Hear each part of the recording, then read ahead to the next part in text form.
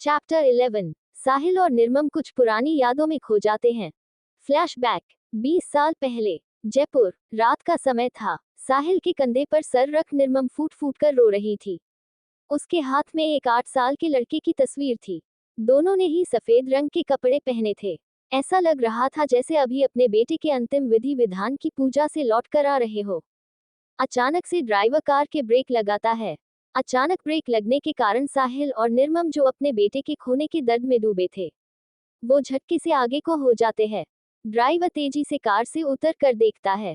Driver सामने देख हैरान रह जाता है। ड्राइवर वापस आ साहिल से अपनी घबराए आवाज में कहता है, सर 2 बच्चियों गाड़ी के सामने अचानक से आ गई। उनकी हालत बहुत खराब है। ये सुन साहिल निर्मम दोनों ही घबरा जाते हैं। दोनों तेजी दिखाते हुए कार से उतर कर देखते हैं। 2 बच्ची खून से लथपथ सड़क पर पड़ी थी। जगह जगह उनके शरीर पर खरोच और जलने के निशान थे। एक की उम्र 4 तो दूसरी की 5 साल होगी। साहिल एक बच्ची को अपनी गोद में उठा दूसरी को ड्राइवर को कार में लाने को कहता है। ड्राइवर ऐसा ही करता है। कुछ देर बाद ड्राइवर कार ड्राइव कर रहा था। साहिल और निर्मम एक एक बच्ची को अपने सीने से लगाए बैठे थे। इन बच्चों की चोट के आगे वो दोनों ही कुछ पल के लिए अपने बेटे के खोने का दर्द भूल गए थे। कुछ देर बाद हॉस्पिटल ऑपरेशन थिएटर में दोनों बच्चियों का डॉक्टर ट्रीटमेंट कर रहे थे। एक नर्स आकर एक फॉर्म सामने रखती है और साहिल ओबरॉय से फिल करने को कहती है। जैसे ही साहिल उस फॉर्म को अपने हाथ में लेते हैं, निर्मम साहिल का हाथ पकड़कर कहती है, लेकिन हम तो इन बच्चियों का नाम तक नहीं जानते। तभी अंदर उन दोनों की नजर रिसेप्शन के पास लगे टीवी स्क्रीन पर जाती है। आज की ताज़ा खबर, अभी खबर मिली है, एक हंसता खेलता बिलेनियर परिवार जलकर राख हो गया। ये बताया जा रहा है शॉर्ट सर्किट के कारण उनके बंगलों में आग लगी। साथ ही स्क्रीन पर एक फैमिली फोटो थी। निर्मम हैरानी से कहती है, ये बच्ची तो वही है जो हमें मिली है, लेकिन इनके सर पर गहरी चोट लगी है। डॉक्टर तभी ऑपरेशन थिएटर से निकल कर आता है और साहिल ओबरॉय के हाथ से वो फॉर्म एप्लीकेशन ले फिल कर दोनों का नाम निमिशिका और विनुशी रख मिस्टर ओबरॉय से जल्दबाजी दिखाते हुए कहता है, आपका नाम? साहिल ओबरॉय, साहिल कहते हैं। वो डॉक्टर जल्दी से उस फॉर्म को फिल कर फादर वाले कॉलम में उनका नाम भर देता है। उन दोनों को अपने साथ हॉस्पिटल के पीछे के दरवाजे के पास एम्बुलेंस में दोनों को उन बच्चियों के पास बैठाते हुए इधर उधर देखकर कहता है, इन्हें यहाँ से कहीं दूर ले जाए। जितनी जल्दी हो सके उतनी जल्दी। अगर उन्हें पता चल गया ये जिंदा है तो इन्हें भी जान से मार देंगे। इनका बेसिक ट्रीटमेंट कर दिया है। पूरा ट्रीटमेंट कहीं दूर जाकर करवाना। यहाँ से बहुत दूर ले जाना, इन्हें बहुत दूर। साहिल निर्मम उस डॉक्टर को हैरानी से देख रहे थे। उनकी नजरों में ना जाने कितने ही सवाल थे जिन्हें वो डॉक्टर समझ बोला, मेरी मदद कीजिए। इनकी जिंदगी बस अब आपके हाथों में है, वरना वो इन्हें भी मार देंगे। बाकी सब मैं बाद में समझाऊंगा, अभी समय नहीं है। इतना बोल एम्बुलेंस को रवाना कर देता है। साहिल अपने ड्राइवर को कॉल कर वहां से निकलने को कहता है। फिर अपने असिस्टेंट को कॉल कर अपना सारा बिजनेस नॉर्थ इंडिया से मुंबई सेटअप करने को कहता है। निर्मम तो ब्लैंक हो चुकी थी। उसे कुछ समझ नहीं आ रहा था कि यह सब क्या हो रहा है। लेकिन साहिल को समझने में देर नहीं लगती कि वो कोई हादसा नहीं, कोई साजिश है। वरना इन दोनों बच्चियों के सर पर चोट नहीं होती, सिर्फ जलने के निशान होते अगर वो उस आग से बचकर भागते हुए इनकी कार से टकराए होती। साहिल रास्ते में एम्बुलेंस से अपनी कार में उन बच्चियों के साथ शिफ्ट हो जाता है। सीधा एयरपोर्ट से मुंबई निकल जाता है। साहिल निर्मम को गले लगाते हुए कहता है, निर्मम जी, भगवान ने हमें जीने के लिए वजह दे दी। आज से ये हमारी बेटियां हैं, साहिल और निर्मम ओबरॉय की बेटियां। कुछ दिन बाद मुंबई के एक बड़े हॉस्पिटल में एक डॉक्टर दोनों बच्चियों के ब्रेन के सिटी स्कैन की रिपोर्ट लिए कहता है, मिस्टर ओबरॉय, आपकी दोनों बच्चियों की मेमोरी लॉस हो चुकी है। इन्हें ज्यादा प्रेशर देकर कुछ भी याद दिलाने की कोशिश ना ही करेंगे तो अच्छा होगा, वरना उनके ब्रेन पर प्रेशर पड़ सकता है। बाकी सब ठीक है, आप इन्हें डिस्चार्ज करवा कर ले जा सकते हैं। Flashback and. साहिल निर्मम दोनों बीती यादों से बाहर आए एक दूसरे को मजबूती से पकड़े बैठे थे। लेकिन जो भी हो, दोनों ने निमी वीनू को पूरा प्यार दिया था। कभी उन्हें ये एहसास तक नहीं होने दिया कि ये उनकी अपनी बेटी नहीं है। लेकिन मिस्टर एंड मिसेज ओबरॉय ने अपना 8 साल का बेटा भी खोया था, जिसे वो भुला भी नहीं सकते थे। उधर दूसरी ओर कपूर मैंशन। रात 11 बजे मैंशन के बाहर कार आकर रुकती है, जिसमें से एक लड़का ड्राइविंग सीट से उतरकर पिछली सीट का दरवाजा खोलता है, जिसमें से वीनू बाहर निकलती है। वो लड़का उसे ग्रीट कर कार कीज वीनू को देता है। वीनू मना करते हुए कहती है, बहुत लेट हो गया है, तुम कार ले जाओ, सुबह मुझे पिक करने आ जाना। वो लड़का वापस से ड्राइविंग सीट पर बैठकर गियर चेंज कर कार स्टार्ट कर देता है। वीनू जैसे ही अंदर जाने के लिए मुड़ती है, अचानक ही कोई आकर उसे हक कर हिलाने लगता है, किसी छोटे बच्चे की तरह। वीनू की मुठिया कस जाती है, पर वो लड़की विधि से 1 इंच भी दूर नहीं होती। वीनू उसे जितना खुद से दूर करती है, उतना ही वो लड़की अपनी पकड़ वीनू पर मजबूत कर देती है। कार में बैठे लड़के की नज़र साइड व्यू मिरर में जैसे ही इस नज़ारे पर पड़ती है, अचानक से कार के ब्रेक लगा। कार से उतरकर भागकर उस लड़की को वीनू से अलग होने को कहता है। वो लड़की बड़ी ही बेफिक्री के साथ कहती है, तुम कौन होते हो मुझे ऑर्डर देने वाले? वो लड़का अपने मन में कहता है, छोड़ दे वरना ये मेरी एंग्री बॉस तुझे नहीं छोड़ेगी। आगे बढ़ वो लड़का उसे पीछे करने की कोशिश करता है, लेकिन वो लड़की अपनी पकड़ वीनू पर और कस देती है। वीनू का चेहरा लाल हो चुका था। वीनू अपने असिस्टेंट की ओर अपनी जलती निगाहों से घूरती है। ये देख वो लड़का उस लड़की को पीछे से पकड़े कर वीनू से दूर कर दूरी बना खड़ा हो जाता है। वो लड़की अब उस लड़के की पकड़ से छूटने के लिए झटपटा रही थी, अपने हाथ पैर चला रही थी, पर वो कोई नाजुक कली नहीं था कि वो लड़की उसकी पकड़ से छूट जाए। वीनू गुस्से से चिल्लाते हुए, who are you and how dare to touch me, इतना कह 2 कदम आगे बढ़ती है, उस लड़की पर हमला करने के लिए। उसका असिस्टेंट उस लड़की को पकड़े हुए ही 2 कदम पीछे हो वीनू के गुस्से को शांत करवाते हुए बोला, मैम आप अंदर जाए, मैं देखता हूँ, अपनी पकड़ उस लड़की पर कसते हुए। वो लड़की जोर से चिल्लाती है, छोड़ो मुझे छोड़ो, अपने हाथ पैर पटक रही थी। मेंशन से सभी शोर शराबा सुन बाहर आ जाते हैं। सभी सामने का नजारा देख हैरान रह जाते हैं। सबकी आंखें हैरानी से फैल जाती है। असिस्टेंट अभी भी उस लड़की को पकड़कर खड़ा था। वीनू उसे अपनी जलती निगाहों से घूर रही थी। सभी तेजी से उनकी ओर आगे आते हैं। असिस्टेंट सबको देख उस लड़की को छोड़ देता है। जैसे ही वासु उसे छोड़ता है वैसे ही वो लड़की पलटकर उसके गाल पर एक जोरदार थप्पड़ जड़ देती है। वीनू के असिस्टेंट का चेहरा एक ओर झुक जाता है। बस अब तो ये देख वीनू का गुस्सा आउट ऑफ कंट्रोल हो जाता है। वीनू आगे बढ़ उस लड़की को अपनी ओर पलटकर उससे भी तेज तमाचा उस लड़की के गाल पर मारते हुए कहती है, हाउ डरे यू, तुम्हारी हिम्मत कैसे हुई वासु को हाथ लगाने की? पता भी है कौन है वो? सभी अपना हाथ अपने मुंह पर रख लेते हैं। विवान अपनी तीखी नजरों से वीनू से रौबदार सकत लहजे में, ये क्या तरीका है वीनू?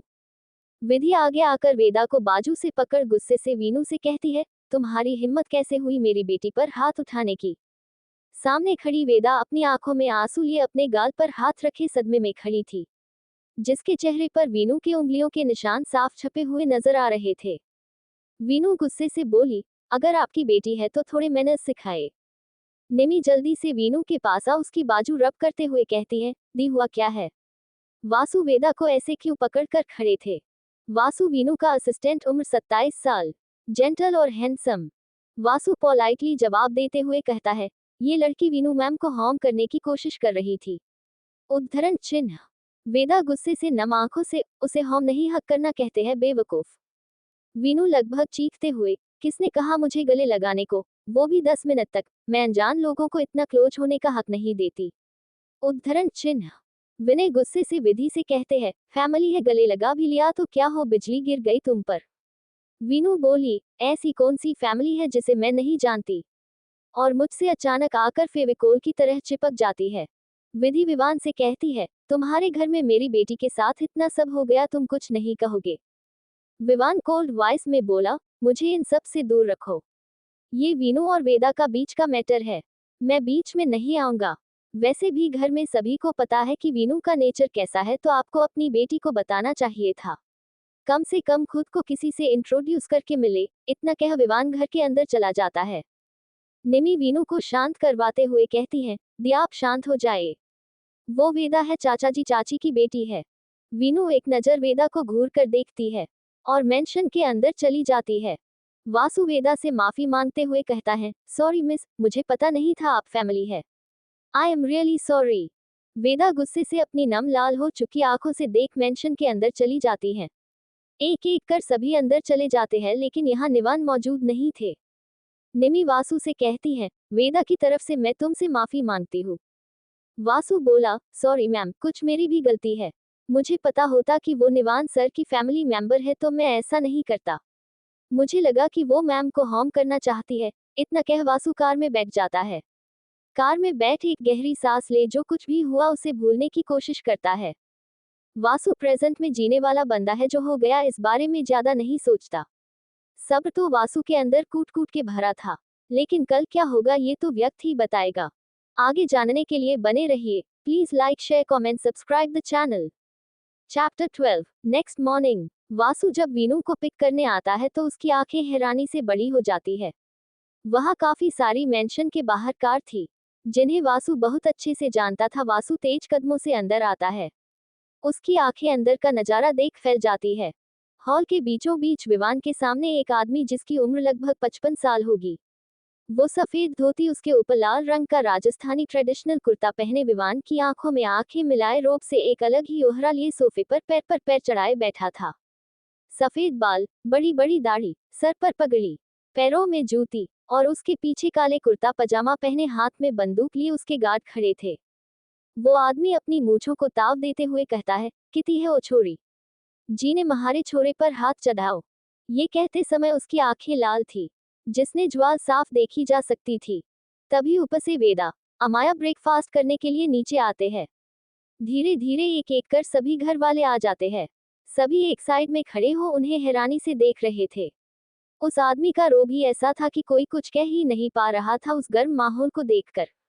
वीनू अपना ब्लैक कलर का बिजनेस सूट पहने नीचे आती है। उस आदमी के बगल में ही सोफे पर बैठकर एक सर्वेंट को आवाज लगाकर कहती है, मेरे लिए कॉफी और हमारे मेहमान के लिए मीठी अदरक वाली चाय। वो आदमी वीनू के बालों में हाथ फेर कर बोला, महारी लाडो ठीक तो है ना, और या चाय महारे को ना पीनी। हम महारी लाडो के ससुराल का पानी भी नहीं पिएंगे। विधि नॉर्मली, जी बिल्कुल बाऊ जी, मैं बिल्कुल ठीक हूँ। सभी हैरानी से एक बार वीनू और उस आदमी को घूर घूर देख रहे थे। विवान इमोशनलेस चेहरे से। वासु अंदर आकर जब ये नजारा देखता है तो आगे बढ़ उस आदमी के पैर छूकर वापस से 2 फीट की दूरी बनाकर खड़े हो जाता है। वासु नजरें झुकाकर बोला, बाऊ जी आप यहाँ। वो आदमी अपनी रौबदार आवाज में बोला, चल बोल कौन छोरी सवा, जिसने तेरे थप्पड़ मारा। इतना कह अपनी जगह से खड़े हो वासु के पास आ उसके चेहरे को ऊपर कर उसके गाल को देखते हैं, जिस पर लाल निशान हल्का सा बाकी था। वो आदमी लगभग चीखते हुए, बोल कुछ पूछू सू तेरे से। पूरा हॉल उसकी आवाज से गूंज उठता है। वासु डरते हुए बोला, लेकिन ये सब आपको किसने बताया बाऊ जी। इतना कह डर के मारे 2 कदम पीछे हो जाता है। मेरी बेटी और कौन, उसके पिता कहते हैं। वासु की नजरें वीनू पर जाकर अटक जाती है। बेचारी के साथ देख खुद में बड़बड़ाता है, मैम को क्या जरूरत थी सब बताने की। अब आफत ना खड़ी कर दे बाऊ जी इस लड़की के लिए। वेदा की ओर देखते हुए वीनू अपनी जगह से खड़े हो वासु के पिता के बगल में आकर कहती है, मेरी दी सजा काफी है बाऊ जी, आपकी सजा को वो झेल नहीं पाएगी। बच्ची है, माफ कर दीजिए। तभी एक सर्वेंट चाय और कॉफी लेकर आता है। उसके हाथ थोड़े कांप रहे थे। इस गर्म माहौल को देखकर वीनू इस ट्रे को ले टेबल पर रख वासु के बाऊजी को बाजू से पकड़ खींचते हुए सोफे पर बैठाकर उन्हें चाय दे खुद बगल में बैठ कॉफी की सिप लेते हुए कहती है, बाऊ जी आपको इतनी सुबह सुबह आने की क्या जरूरत थी, मैंने पनिशमेंट दे दी है। अब आप अपना गुस्सा ठंडा कीजिए और चाय पीजिए। बाऊ जी भी कह रही हो और चाय पिला रही हो। हम महारी लाडो के ससुराल का पानी भी ना पिएंगे। वो चाय पीने से मना कर देते हैं। निवान और निमी सीढ़ियों से उतरते हैं। निवान गर्म माहौल को देख कहता है, इतने हथियार बंद लोग, क्या यहाँ वर्ल्ड वॉर होने वाली है। निमी हंसते हुए, क्या जीजू आप भी। दोनों हॉल में आकर खड़े हो जाते हैं। उधम सिंह राजवंश नाम है मेरा, याद रखना। मेरी बेटी ने कहा है इसलिए छोड़ रहा हूँ, वरना मेरे बेटे पर हाथ उठाने वाले हाथ को काट देता हूँ मैं, वो आदमी कहता है। उधम राजवंश अपनी तीखी नजरों से वेदा को देख रहा था, जिसके गाल पर अभी भी वीनू की उंगली के निशान थे। उसे समझते देर नहीं लगती कि वो वेदा ही है जिसने वासु पर हाथ उठाया था। वेदा ये देख अंदर तक सहम जाती है। विवान और विधि वेदा के पास आ उसका हाथ पकड़कर उसे शांत करवाने की कोशिश करते हैं। निमी अपने मन में कहती है, ये दी को अपनी बेटी क्यों कह रहे हैं। निमी आगे आ कहती है, आप दी को अपनी बेटी क्यों कह रहे हैं। उधम वीनू जो अभी भी सोफे पर बैठी थी उसके सर पर हाथ रखकर कहते हैं, क्योंकि यह हमारी मुंह बोली बेटी है। मेरी नजरों में बेटी बेटी होती है, चाहे वो मुंह बोली हो या खुद की अपनी। वीनू अपना कॉफी का मग टेबल पर रख अपनी जगह से खड़े होकर कहती है, बाऊजी आपको जाना चाहिए, वरना आपको देर हो जाएगी। उधम वीनू की बात को काटते हुए, लेकिन थाने तो काम था महारे से। वीनू, बाहर चलिए, मैं आपको चलते चलते बताऊंगी। उधम दरवाजे की ओर जाने लगता है। वासु आगे बढ़ पैर छूकर वापस से दूरी बनाकर खड़ा हो जाता है। वासु को अपने पिता से बहुत डर लगता था। शायद यही कारण था कि वासु वीनू के गुस्से को झेल लेता था। उसे अपने पिता के गुस्से को झेलने की बचपन से जो आदत थी। उधम बाहर जाने से पहले कुछ सोच वीनू से कहता है, तुमने हमें हमारे जमाईसा से तो मिलवाया ही ना। ये सुन वीनू विवान की ओर देखती है, जो निमी के पास खड़ा था। विवान निमी के कान में फिसफुसाते हुए कहता है, ये नए ससुर जी कहाँ से आ गए। निमी मुंह बनाकर अपने कंधे उचका देती है। वीनू निवान की ओर इशारा करते हुए कहती है, बाऊ जी वो है मेरे हस्बैंड और उसके बगल में खड़ी मेरी छोटी बहन। उधम राजवंश आगे बढ़ निवान के सामने खड़ा हो जाता है और अपने गले में पहनी एक गोल्ड की चैन निकाल कर निवान को देते हुए कहता है, वासु पर किसी ने हाथ उठाया। ये सुन हम गुस्से से भर उठे। महारे ये भी याद ना रहा कि मैं महारी लाडो के ससुराल जा रहा हूँ, इसलिए थारे वास्ते कोई सगुन के तौर पर तोहफा नहीं ला पाया। ये सगुन समझ कर रख लो। निवान मना करते हुए कहता है, नहीं नहीं, इसकी कोई जरूरत नहीं है सर। उधम रौबदार आवाज में बोले, रख लो, हम महारे जमाईसा से पहली बार मिले हैं। यो सर सर क्या है, बाऊजी बुलाओ हमें वासु और वीनू की तरह। उद्धरण चिन्ह। निवान एक बार वीनू की ओर देखता है। वीनू उस चैन को लेने का इशारा करती है। निवान वेद और वामिका की ओर देखता है। वामिक तो टोटली कंफ्यूज्ड थी कि ये हो क्या रहा है। वेद उस चैन को लेने का इशारा करते हैं। निवान उस चैन को रख लेता है और कहता है, थैंक यू बाऊजी। उधम राजवंश निवान के कंधे पर हाथ रख कहता है, महारी लाडो की आंख में यदि थारे कारण आंसू आए तो महारे से बुरा कोई ना होगा। निवान प्यारी सी मुस्कान के साथ कहता है, ऐसा नहीं होगा बाऊजी। उधम राजवंश निमी के सर पर हाथ रख बाहर की ओर चला जाता है। पीछे पीछे वीनू मेंशन से बाहर चले जाते हैं। उनके पीछे गार्ड्स भी। वासु जैसे ही बाहर जाने लगता है, निमी उसे रोकते हुए कहती है, वासु ये सब क्या है। वासु अपने बाहर की ओर बढ़ते कदम रोक लेता है। वासु निमी की ओर मुड़कर कहता है, वो मेरे बाऊजी है और मेरी कोई बहन नहीं है, इसलिए वो वीनू मैम को अपनी बेटी मानते हैं। निमी सवालिया नजरों से, लेकिन क्यों, किस लिए दी, उनसे कब मिली। बाहर गार्डन में वीनू अपनी हथेलियों आपस में मसल रही थी, जिसे देख उधम वीनू के बालों में हाथ फेर कर कहता है, बताओ के बाद सब क्यों परेशान है महारी लाडो। वीनू इधर उधर देख कर कहती है, बाऊजी पहले प्रॉमिस करो किसी को नहीं बताओगे। उधम बोले, अच्छा किसी को ना बताता, लेकिन पहले महारे को तो बता। वीनू कहती है, मैं किसी को ढूंढना चाहती हूँ, मैं जानना चाहती हूँ कि वो शख्स कहाँ है। उधम बोले, लेकिन तुम किसी को क्यों ढूंढ रही हो, कि तू महारे जमाईसा को धोखा तो नहीं दे रही। छोटी नजरें कर, अगर कोई था तो उसे भूल कर एक अच्छी लाइफ की शुरुआत करो बेटा। रिश्ते ऐसे ही ना बनते, उन्हें बनाए रखना पड़ता है। जमाईसा सन एक थाने कोई मिल भी ना सके, हम एक नजर देख सामने आले की नियत बता सकते हैं। वीनू चिढ़ते हुए, पहले मेरी पूरी बात तो सुन लो बाऊजी, मैं अपने रिश्ते को बचाने के लिए बोल रही हूँ, मैं अपने डर को डराना चाहती हूँ। फ्लैशबैक। बीती रात वीनू अपने केबिन में बैठी काम कर रही थी कि तभी उसके केबिन में डोर नॉक होता है। निमी जल्दी घर जा चुकी थी। वीनू केबिन में अकेले थी। वीनू सामने देखती है तो वासु अपने हाथ में एक कोरियर लिए खड़ा था। वासु बोला, मैम एक पार्सल आपके लिए आया है, सिक्योरिटी ने चेक करके ऊपर भेजा है। वासु उस पार्सल को उसके टेबल पर रखकर एक साइड खड़ा हो जाता है। वीनू घूरकर देख रिडली बोली, अब खड़े क्यों हो जाओ यहाँ से। वासु बेचारी सी शकल ले चला जाता है।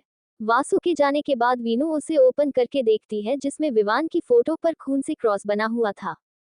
Flashback and. वीनू थोड़ा पॉज ले उद्धव से आगे कहती है, बीती रात किसी ने मुझे निवान की फोटो पर खून लगाकर भेजा था। मुझे वो भी जानना है कि वो कौन था जिसने वो भेजा। उद्धव अपनी पलकें झपका कर इशारा कर, तो बता कौन है वो। विधि अपने फोन में उन्हें एक फोटो दिखाती है। उद्धव उसे देखकर बोले, हो जाएगा, और जिसने यूं सब किया है हम छोड़ेंगे ना उसे। इतना कह वहां से चला जाता है। पीछे पीछे उसके गार्ड्स भी। वीनू वापस अंदर चली जाती है। चैप्टर 13। अब आगे। वीनू की बात सुन उधम सिंह, काम हो जाएगा बोल वहां से चले जाते हैं। वीनू वापस अंदर की ओर चली जाती है। अंदर लिविंग एरिया में वासु सबसे पहले सभी से हाथ जोड़ माफी मांगता है, जो कुछ भी हुआ इसके लिए। वासु नजरें झुका बोला, मैं अभी जो कुछ भी हुआ उसके लिए आप सभी से माफी मांगता हूँ। उद्धरण चिन्ह। निमि कहती है, पहले ये बताओ तुम्हारे बाबूजी दी को बेटी क्यों बोल रहे थे। वासु बोला, वो 2 साल पहले एक बार वह मैम राजगढ़ गई थी, तभी मेरे बाबूजी ने उन्हें अपनी मुंह बोली बेटी बना लिया। क्योंकि मैं इकलौता बेटा हूँ, उन्हें एक बेटी चाहिए थी, इसलिए उन्होंने वीनू मैम को अपनी बेटी मान लिया और अब वो मुझसे ज्यादा उनकी फिक्र करते हैं। निमी बोली, ऐसा क्या हुआ था कि उन्होंने दी को बेटी बना लिया। वासु आगे किसी से कुछ कहता उससे पहले ही वीनू वापस अंदर आ वासु से कहती है, तुम्हें गप्पे लड़ाने की सैलरी नहीं देती हूँ। वासु पलट कर देखता है। वीनू वासु से रुडली बोली, चलो कार निकालो। वीनू इतना कह बाहर जाने को होती है कि वीनू को रोकते हुए वासु कहता है, मैम आपने उन्हें यहाँ क्यों बुलाया, क्यों बताया आपने उन्हें जो कल रात हुआ उस बारे में। वीनू बोली, तुम्हें क्या लगता है, अगर उन्हें कोई और बताता तो इस वेदा की बाजू पर हाथ होता। इतना तो तुम जानते हो बाऊजी को, वो तुम्हें लेकर कितने पजेसिव है। वासु के पास आ उसके कंधे पर हाथ रख एक आईब्रो उठाते हुए वेदा की ओर देखती है।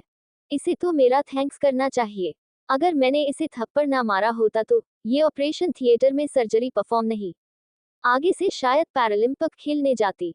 ये सुन वेदा नम आंखों से उन दोनों की ओर देखती है।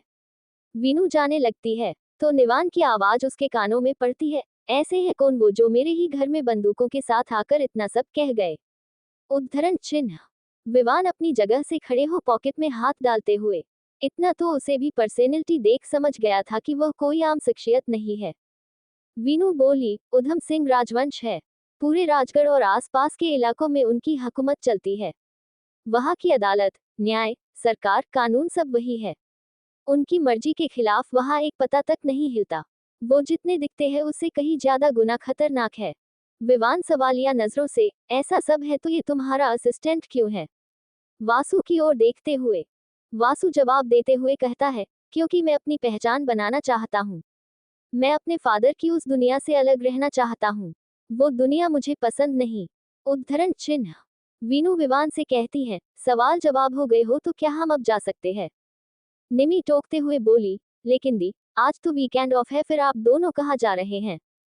वीनू गुस्से से, मेरी जासूसी के लिए जो गार्ड्स लगाए हैं उनसे पूछ लेना। निमी बोली, दी वो मैंने डैड के कहने पर किया है। यदि आपको उन गार्ड्स से प्रॉब्लम है तो आप डैड से बात कीजिए, उन्होंने मुझे आपकी सिक्योरिटी टाइट करने को कहा है। वीनू आगे कुछ कहती उससे पहले वासु कंधे से पकड़कर वीनू को बाहर की ओर धकेलते हुए ले जाता है। वो नहीं चाहता था कि अब कहीं इन दोनों की बहस शुरू ना हो जाए। वासु वीनू को बाहर ला कार का दरवाजा खोलते हुए कहता है, हमें लेट हो रहा है मैम। वीनू अपनी नजरें छोटी कर उसे घूर कर देखती है और वासु के हाथ से कार कीज छीनकर ड्राइविंग सीट पर बैठ जाती है। ये देख वासु बगल वाली सीट पर। वीनू वासु के बैठते ही कार स्टार्ट कर देती है। उधर मेंशन में विधि विवान से कहती है, सच में वो उधम राजवंश तो शकल से ही खतरनाक लग रहा था, अगर वो सच में हमारी बच्ची को कुछ कर देता तो। इतना कह वेदा को अपने सीने से लगा लेती है। विवान अपनी कोल्ड वॉइस में, चलिए सभी ब्रेकफास्ट कर लीजिए। वामिक विवान की बात से सहमत हो बोली, विवान सही कह रहा है, जो हो गया सो हो गया, चलिए सब ब्रेकफास्ट कर लीजिए। निमी से वामिक बोली, देखो ब्रेकफास्ट रेडी हुआ क्या। जी मॉम, इतना कह निमी किचन की ओर चली जाती है। निवान अपने हाथ में ली उस चेन को देख रहा था जो उधम राजवंश ने उसे दी थी। निवान अपने रूम में जाकर उस चेन को वार्डरोब में रख देता है। डाइनिंग टेबल पर सभी बैठे थे निवान और वीनू को छोड़कर। निमी सर्व कर रही थी।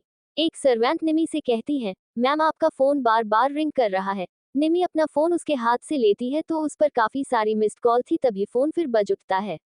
स्क्रीन पर एथला नाम शो हो रहा था। निमी उस कॉल को थोड़ा साइड में जा अटेंड करती है। उधर से जवाब सुन निमी परेशानी से कहती है, क्या वो वहां क्यों गई है, वासु भी साथ है। उधर से आवाज आती है, जी मैम। निमी तेज आवाज में कहती है, इस वासु की टांगे तोड़नी पड़ेंगी मुझे। निमी ने ये गुस्से में तेज बोला था, सभी घर वालों ने सुन लिया था। तो राजीव बोला है, तुमने देखा नहीं वेदा के मारे थप्पड़ से उसका बाप यहाँ दर्जन भर गुंडे ले आया था। तुम टांगे तोड़ोगी तो वो यहाँ वर्ल्ड वॉर शुरू कर देगा। निमी बोली, सॉरी, लेकिन मैं उस वर्ल्ड वॉर को भी झेल सकती हूँ। जुनून भरी नजरों से निमी वामिक वेद से कहती है, मॉम डैड वो मुझे अभी जाना होगा। इतना कह निमी जल्दबाजी में घर से निकल जाती है। वो अपनी कार तेजी से सड़कों पर दौड़ाने लगती है। दूसरी ओर वीनू और वासु एक खाली पड़ी जमीन पर जहां एक कोने में 2 कमरे बने हुए थे। वो दोनों उन कमरों की ओर बढ़ जाते हैं। वासु उस रूम का दरवाजा खटखटाते हुए, कोई है, हमें आपसे बात करनी है। अंदर से सख्त रोब से भरी आवाज आती है, कौन है बे, सुबह सुबह परेशान करने आ गया। इतना कह दरवाजा खोलता है। काला सा मोटा सा आदमी वासु के सामने था। वासु उसे ऊपर से नीचे तक अजीब नजरों से देखकर कहता है, मुझे तुम्हारे बॉस से बात करनी है। वो आदमी अंगड़ाई तोड़ते हुए तेज आवाज लगाकर कहता है, बॉस, कोई सूट बूट वाले आदमी औरत आपसे मिलने आए हैं। उनका बॉस अंदर से निकल कर आता है। बाहर उस खुली जमीन पर रखी कुर्सी पर बैठकर वासु और वीनू को ऊपर से नीचे तक घूर कर कहता है, उस कंपनी से आए हो, कितनी बार अपन बोलेगा कि ये जगह अब अपन की है। अब ये जमीन राका भाई की है। जाओ यहाँ से, सुबह सुबह आ गए, दिमाग की दही कर रहे हो। अपने बालों में हाथ फेरते हुए वीनू आ गया उसे अपनी तीखी नजरों से घूर कर, ये जमीन ओबरॉय ग्रुप्स की है, समझे। अपना ये ताम झाम उठाओ और निकलो यहाँ से, वार्निंग देते हुए। राका वीनू की धमकी को सुन गुस्से से भर उठता है। वो अपनी जगह से खड़े हो वीनू की ओर बढ़ता है, लेकिन तभी बीच में एक 6 फुट का हट्टा कट्टा आदमी बीच आ उस पर गन पॉइंट करके खड़ा हो जाता है। ये देख राका अपनी जगह खड़ा हो कहता है, हथियार मेरे पास भी है, समझा। निकलो यहाँ से। सामने खड़ा कोई और नहीं एथला था वीनू का सीक्रेट बॉडीगार्ड जो निमी ने उसके पीछे लगाया था। तभी पीछे से निमी आ राका से कहती है, तुम कानून की चपेट में आने वाले हो, बचा सकते हो तो बचा लो खुद को। इतना कह वीनू का हाथ पकड़ सामने वाले पार्क में ले जाती है। आगे जाने के लिए बने रहिए, कमेंट शेयर लाइक करते रहिए। भी मिलेंगे नेक्स्ट चैप्टर में। चैप्टर 14। अब आगे। कुछ देर बाद निमी एक पार्क में वीनू और वासु के सामने निधि हाथ बांधे खड़ी थी। एथल उनसे कुछ दूरी पर खड़ा था। निमी उन दोनों से कहती है, आप दोनों को यहाँ आने की जरूरत क्या थी। वीनू रुडली बोली, क्यों, अब हम सब कुछ तुमसे पूछकर करेंगे। निमी सॉफ्ट आवाज में कहती है, नहीं दी, ऐसी बात नहीं है। वो इंसान बहुत खतरनाक है। वो कोई आम आदमी नहीं है, सड़क छाप गुंडा है वो।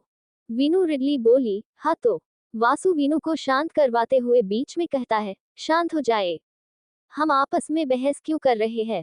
हमें उनसे बात करके इश्यू सॉल्व करना है, ना कि आपस में झगड़ना है। उद्धरण चिन्ह। वीनू वासु की ओर अपने गुस्से से उबलते चेहरे से देख रही थी। निमी वीनू का हाथ अपने हाथ में लेकर अपनी सॉफ्ट आवाज में कहती है, दी, मैं जानती हूँ आजकल आप बहुत परेशान हो। इसका मतलब ये तो नहीं ना कि आप आसपास सभी पर अपना गुस्सा उतारेंगी। निमी आगे कहती है, रही बात इस जमीन की, तो हम यहाँ से उस गुंडे का कब्जा हटवा कर रहेंगे। लेकिन आपको क्या लगता है हम कहेंगे जगह खाली करो और आसानी से वो गुंडा मान जाएगा। हमें लीगली एक्शन लेना होगा। मैंने कंपनी के लीगल डिपार्टमेंट से कह दिया है, वो लीगली इसे हैंडल कर लेंगे। उन्होंने पुलिस कंप्लेन की है। कल उस इंस्पेक्टर के साथ मीटिंग है। तब तक प्लीज कुछ भी ऐसा वैसा मत करना। अगर फिर भी वो नहीं माना तो मेरे पास और भी तरीके हैं जगह खाली करवाने के, लेकिन ये प्रोजेक्ट तो यहीं पर कंप्लीट होगा। वीनू अपना हाथ छुड़वा अपनी कार की ओर चली जाती है। पीछे पीछे वासु और एथला भी। दूसरी ओर विवान अपने स्टडी रूम में बैठा था। विवान के पास राहुल की कॉल आती है। विवान जिसे पिक करने के बाद रूम से बाहर आ अपने रूम में जा कपड़े चेंज कर घर से बाहर चला जाता है। कुछ देर बाद वो अपनी कार एक होटल के बाहर रोकता है। सीधा वो एक प्राइवेट रूम की ओर चला जाता है। विवान जैसे ही उस रूम में आता है उसकी नजर सामने सोफे पर बैठी खूबसूरत सी लड़की पर जाती है, जिसके पीछे राहुल खड़ा था। राहुल विवान को देख उसे ग्रीट कर रूम से बाहर निकल जाता है। विवान के सामने वो लड़की नजरें झुकाकर बैठी थी। विवान भी उसके सामने वाली चेयर पर बैठकर बोला, क्या तुम वही हो। वो लड़की अपना सर हाँ में हिला देती है। विवान बोला, सॉरी, तुम्हें ढूंढने में मुझे इतना समय लग गया। वो लड़की आगे कुछ नहीं बोली। विवान उसे अपना ब्लैक कार्ड निकाल कर देता है। जिस देख वो लड़की बोली, मुझे ये नहीं चाहिए। आप जानते हैं उस रात मैंने अपनी वर्जिनिटी खोई थी, जो मेरे लिए बहुत वैल्यूएबल थी। मैंने वो अपने पार्टनर को देना चाहती थी, लेकिन इतना बोल सुबकने लगती है। विवान उसके सामने पंजों के बल बैठ बोला, तुम फिक्र मत करो, मैं सब जानता हूँ। उस रात मैं नशे में था और हमारे बीच वो सब हुआ जो नॉर्मल कपल में होता है। इसलिए तुम्हारी रिस्पॉन्सिबिलिटी लेने के लिए ही मैं तुम्हें ढूंढ रहा था। देखो तुम मुझे मिल भी गई। बस मुझे कुछ समय दो, उसके बाद सब ठीक हो जाएगा। तब तक तुम यही रहना। वो लड़की आंसू से भरी आंखें विवान की कर अपना छोटा सा चेहरा हाँ में हिला देती है। विवान वहां से उठकर बाहर आ राहुल से बोला तुम्हें पूरा यकीन है ये वही है। राहुल अपना सर हाँ में हिला बोला मैंने जितनी इन्वेस्टिगेशन की है उस हिसाब से तो बस आपके रूम में ये ही आई थी। इसी को आपके रूम से निकलते हुए सीसीटीवी में देख गया है। लेकिन काफी सारी क्लिप्स गायब है। लेकिन बस इसके अलावा कोई और वीडियो भी नहीं है। विवान बोला ठीक है डाइवोर्स पेपर्स रेडी करवाओ। राहुल हाँ में सर हिला हिचकते हुए बोला लेकिन सर आपकी शादी को 1 हफ्ता भी नहीं हुआ आप ऐसे डाइवोर्स लेंगे। थोड़ा निमी मैम के बारे में सोचिए सर। विवान एक कोल्ड लुक राहुल को दे बोला तुम्हें मेरे ऑर्डर फॉलो करने की सैलरी मिलती है मुझे ज्ञान देने की नहीं। जितना कहा है बस उतना ही करो। इतना बोल अपनी आंखों पर गोगल चढ़ाकर बाहर की ओर चला जाता है। राहुल को निमी के लिए बहुत बुरा लग रहा था लेकिन बस एक मामूली एम्प्लॉय था वो कुछ कर भी नहीं सकता था। राहुल भी विवान के पीछे वहां से चला जाता है। कपूर मेंशन। वीनू गुस्से से मुंह फुलाए अपने रूम में हाथ बांधे इधर से उधर चक्कर लगा रही थी। उसे निमी का उसके पीछे गार्ड लगाना पसंद नहीं था। लेकिन निमी ने सब साहिल के कहने पर ही किया था। उस फोटो को देख साहिल डर गए थे कि कहीं सच में कोई निमी वीनू को पहचान न ले जिसके कारण उनकी जान को खतरा हो सकता था। ये एक पिता की अपने बच्चों को खोने का डर था लेकिन वो बस अपनी बच्ची को साफे रखना चाहते थे किसी भी कीमत पर। वो अपने बेटे को खो चुके थे लेकिन अब अपनी बच्ची को नहीं खोना चाहते थे। निवान जो सोफे पर बैठा अपना काम कर रहा था वो अपने लैपटॉप को साइड रख वीनू के पास आ उसे बेड पर बैठाकर उसके सामने पंजों के बल बैठकर उसका चेहरा अपने हाथों में थाम बोला क्या हुआ नजर हो परेशान हो। वीनू मुंह बनाकर बोली मैं निमी से गुस्सा हूँ। निवान बोला ओ तो तुम अपनी छोटी बहन जिसे तुम जान से ज्यादा प्यार करती हो उससे गुस्सा हो लेकिन क्या मैं वजह जान सकता हूँ। वीनू बोली बहुत सारी वजह हैं जिन्हें मैं आपको नहीं बता सकती। मैं सब अपने और अपनी छोटी के बीच में रखना चाहती हूँ। निवान वीनू के साइड में बैठ उसे गले लगा बोला अच्छा ठीक है लेकिन ऐसे खुद को गुस्सा तो मत दिलाओ। अपनी छोटी से खुलकर बात करो। जो भी बात है उसके कारण अपना मूड ऑफ मत करो। अब मूड ठीक करो। अगर तुम्हें ज्यादा परेशानी है तो अभी जाकर निमी से बात करो। लेकिन यूं गुस्सा से मुंह फुलका कर घूमना मुझे पसंद नहीं। मुझे मेरी विनुषी हंसते हुए पसंद है। वीनू निवान के कंधे पर सर रख लेती है। निवान उसके बालों सहलाते हुए बोला डिनर किया। वीनू अपना सरनामे हिला देती हैं। निवान अपनी जगह से उठ बोला तुम अपना मूड ठीक करो मैं डिनर लेके आता हूँ। दूसरी ओर विवान अपने रूम में आ डाइवोर्स के पेपर निमी के सामने टेबल पर रखता है। निमी जो सोफे पर बैठी लैपटॉप पर काम कर रही थी। डॉक्यूमेंट्स पर नजर जाते ही उसकी उंगली लैपटॉप पर चलते हुए रुक जाती है। निमी हैरानी से देख उन डॉक्यूमेंट्स को अपने हाथ में लेकर जैसे ही रीड करती है उसकी आंखें नम हो जाती है। उसे डाइवोर्स की इतनी जल्दी उम्मीद नहीं थी। वो बोली क्या आपको वो मिल गई। विवान बोला तभी तो डाइवोर्स पेपर तुम्हें दे रहा हूँ। अब बिना ना नौकर के साइन कर अपना वादा निभाओ। निमी को इतनी जल्दी इस रिश्ते के टूटने की उम्मीद नहीं थी। चैप्टर 15। विवान निमी के सामने डाइवोर्स पेपर्स रख बोला अब अपना वादा निभाओ। ना नौकर करने की जरूरत नहीं है। निमी बस नम आंखों लिए अपने हाथ में पकड़े डाइवोर्स पेपर्स को देख रही थी। निमी उन डॉक्यूमेंट्स को टेबल विवान के सामने जाकर खड़ी हो बोली मुझे आपको कुछ बताना है। अगर उसके बाद भी आप चाहेंगे तो मैं बिना कुछ कहे इन डॉक्यूमेंट्स पर साइन कर दूंगी। विवान एक व्यंग्यात्मक मुस्कान लिए बोला तुम्हें क्यों लगता है कि मैं कोई भी बात तुम्हारी सुनने वाला हूँ। निमी रिक्वेस्ट करते हुए बोली बस एक बार मुझे मेरी बात रखने का मौका तो दीजिए।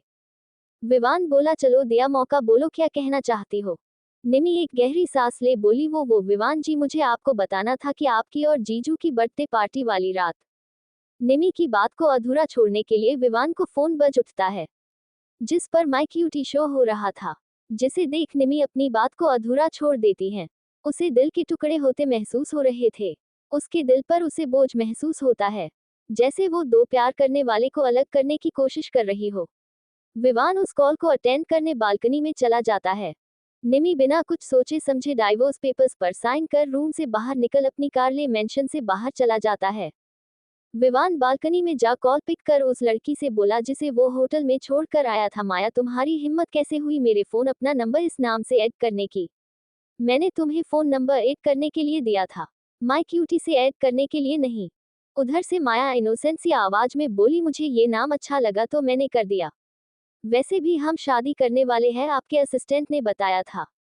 तो इसमें गलत क्या है। विवान अपने माथे पर 2 उंगली से प्रेस करते हुए बोला अच्छा ये बताओ फोन क्यों किया तुमने। माया बोली मुझे यहाँ अकेले डर लग रहा है।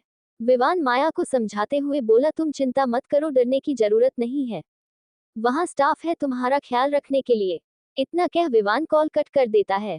विवान की नजर निमी पर जाती है, जो अपनी कार में बैठकर चली जाती है। विवान वापस रूम में आ उन डॉक्यूमेंट्स को देखता है जिन पर निमी के साइन थे। विवान बोला ये मुझे क्या बताना चाहती थी, लेकिन निमी की बातों पर ज्यादा ध्यान न देते हुए विवान वॉशरूम में फ्रेश होने चला जाता है। निमी सड़कों पर अपनी गाड़ी दौड़ते हुए आगे बढ़ रही थी। एक सुनसान सी जगह पर अपनी कार रोक ड्राइविंग सीट से सर टिका कुछ धुंधली यादों में खो जाती है। फ्लैशबैक। विवान निवान की पार्टी वाली रात। विवान को किसी ने ड्रग्स दे दिए थे। निमी की नजर कॉरिडोर में खुद से ही स्ट्रगल कर रहे विवान पर जाती है। वो जल्दी से उसके पास जा उसे संभालते हुए फिक्र दिखाते हुए बोली विवान क्या हुआ है, तुम ठीक हो? विवान बस बोला मुझे गर्मी लग रही है, मुझे ठंडा पानी से फेस धोने हैं। ठीक है मैं कुछ करती हूँ। इतना बोल निमी विवान को संभालते हुए एक रूम को ओपन कर उसके अंदर ले जा विवान को वॉशरूम में सहारे से खड़ा कर उसके चेहरे को ठंडे पानी से वाश कर बोली विवान तुम ठीक तो हो ना, क्या हुआ है तुम्हें? विवान चिल्लाते हुए बोला तुम जाओ यहाँ से, मैं कुछ गलत कर दूंगा, मुझे किसी ने ड्रग्स दिए हैं। विवान की आंखें और गाल लाल होते जा रहे थे। विवान को तकलीफ हो रही थी, इसकी दर्द भरी आहें निकल रही थी। इसके शरीर की गर्मी निमी को भी महसूस हो रही थी। निमी को उसे इस हाल में देख बुरा लग रहा था। वो विवान को पहले से पसंद करती थी पर कभी कहा नहीं। विवान को इस हाल में देख निमी की आंखें नम हो चुकी थी। वो विवान को शावर के नीचे ले जाकर शॉवर ऑन कर देती है। दोनों ही शावर के नीचे भीग रहे थे। विवान की ड्रग का असर बढ़ता ही जा रहा था। निमी बोली विवान मैं हूं ना, तुम्हें कुछ नहीं। विवान ने आगे बढ़ निमी के होठों पर अपने होठ रख दिए थे। उसे कुछ समझ नहीं आ रहा था वो क्या कर रहा है या उसके साथ कौन है। विवान अगले ही पल पीछे हट बोला तुम जाओ यहाँ से वरना कुछ गलत हो जाएगा। निमी विवान की हालत समझ रही थी। वो विवान का चेहरा अपने हाथों में थाम कर बोली विवान क्या तुम खुद को कंट्रोल कर सकते हो? बोलो कुछ। लेकिन विवान की माथे की नसें तन चुकी थी। निमी को भी अब डर लग रहा था। निमी अपना फोन चेक करती है हेल्प के लिए, किसी को बुलाने के लिए, लेकिन उसके फोन में रेंज नहीं थी। निमी खुद से बोली आज नहीं कल हमारी शादी होनी है, इसमें कुछ गलत नहीं है, मुझे इनकी हेल्प करनी होगी। वो जानती थी कि उनकी शादी पहले से तय है। निमी विवान का चेहरा थाम कर बोली विवान तुम मेरी रिस्पॉन्सिबिलिटी लोगे ना, मैं आपके लिए अपनी लिमिट्स क्रॉस कर रही हूँ। इतना कह वो आगे बढ़ विवान के चेहरे को थपथपाते हुए बोली ये मत सोचना मैं आपका फायदा उठा रही हूँ। इतना बोल वो अपनी बाहें विवान के गले में डाल आगे बढ़ जाती है। उसने कभी नहीं सोचा था कि वह कभी विवान के ऐसे क्लॉस आएगी। ना ही ये पता था कि विवान उसे अगले ही दिन भूल जाएगा। नेक्स्ट मॉर्निंग निमी की जब आंख खुलती है, वो विवान के बगल में सो रही थी। वो विवान को निहारते हुए बोली मुझे नहीं पता तुम कैसे रिएक्ट करोगे। लेकिन जैसे ही निमी की नजरें घड़ी पर जाती है, उसकी आंखें हैरानी से फैल जाती हैं। दोपहर के 12 बजने वाले थे। निमी जल्दी से उठ अपने कपड़े ले उठकर वॉशरूम में चेंज कर बाहर आए, एक पेपर पर कुछ लिख वहां से चली जाती है। जब विवान की आंख खुलती है तो उसका सर भारी हो रहा था। उसे हल्का हल्का रात का याद था। उसे बस याद था कि वो किसी लड़की के साथ था, लेकिन किसके ये नहीं याद था। बस विवान को याद था तुम मेरी रिस्पॉन्सिबिलिटी लोगे, बस यही शब्द उसके कानों में गूंज रहे थे। विवान की नजर चादर पर जाती है जहां ब्लड स्टेन थे, जिसे देख विवान अपना सर पकड़ याद करने की कोशिश करता है। वो शावर लेते समय याद करने की कोशिश करता है, लेकिन उसे उस लड़की के कंधे पर जलने का निशान ही याद आता है, और कुछ भी नहीं। निमी का लिखा हुआ पेपर तो विवान को मिला ही नहीं। फ्लैशबैक एंड निमी बस नम आंखें लिए अपनी कार में बैठी थी। उसे नहीं पता था कि विवान उस रात की रिस्पॉन्सिबिलिटी लेने के लिए उस माया से शादी कर रहा है, क्योंकि उसे लगता है वो माया ही थी जिसने उस रात उसे बचाया था। लेकिन निमी इन सब से अनजान थी। लेकिन कोई तीसरा फायदा उठा रहा है विवान को कुछ भी याद ना होने का। निमी जो ये सोच पीछे हट रही है कि विवान उस माया से प्यार करता है, वो विवान के प्यार के बीच आ रही है। क्या ये साजिश कर देगी विवान निमी को अलग? जानने के लिए बने रहिए। चैप्टर 16। अब आगे। निमी अपने आंसू साफ कर खुद से बोली निमिशिका ओबरॉय थर्ड आई इतनी कमजोर नहीं हो सकती। अपनी आंखों में जुनून लिए निमी अपनी कार की स्पीड बढ़ा थर्ड आई के सीक्रेट प्लेस पर जाती है। निमी वहां जाकर फायरिंग स्टार्ट कर देती है। इस समय सुबह के 4 बज रहे थे। देखते ही देखते सूरज सर पर चढ़ आया था। लेकिन निमी की फायरिंग नहीं रुकी थी। निमी के पीछे खड़ा ऋषि बोला, दी कोई बात है जो आपको परेशान कर रही है, जो इतनी सुबह सुबह आपने यहाँ बुलाया? निमी पीछे मूड अपनी लाल सूरज सी सुलगती आंखों से बोली, जितनी जल्दी हो उतनी जल्दी थर्ड आई का मकसद पूरा होना चाहिए। सिर्फ 15 दिन है तुम्हारे पास।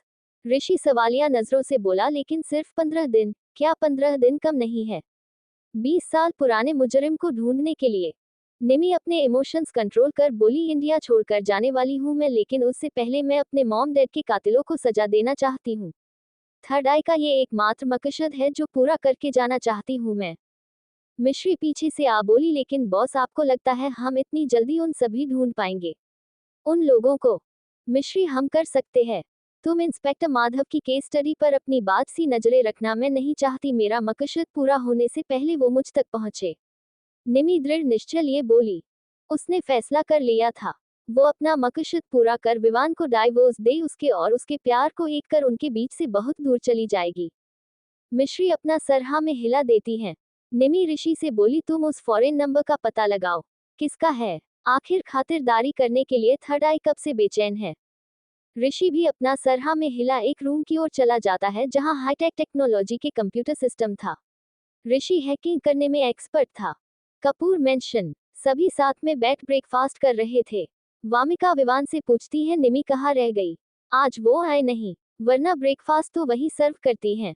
विवान का हाथ खाते समय रुक जाता है। विवान कुछ सोच बोला, मॉम पता नहीं वो रात को ही कहीं बाहर चली गई थी। ये सुन वीनू विवान से घूर कर बोली, तुमने उसे जाने दिया आधी रात को बाहर? बीवी नहीं। वीनू अपने बढ़ते गुस्से को काबू कर बोली, ऐसे कैसे तुम इसे बाहर जाने दे सकते हो? विवान बोला, वो बच्ची नहीं है। वीनू अपनी जगह से उठ विवान की ओर उंगली पॉइंट कर बोली, बीवी है तुम्हारी, तुम इतने गैर जिंदा कैसे हो सकते हो? वेद भी वीनू की बात पर हामी भरते हुए बोले, विवान वीनू सही कह रही है, ऐसे कैसे तुम उसे रात को बाहर जाने दे सकते हो?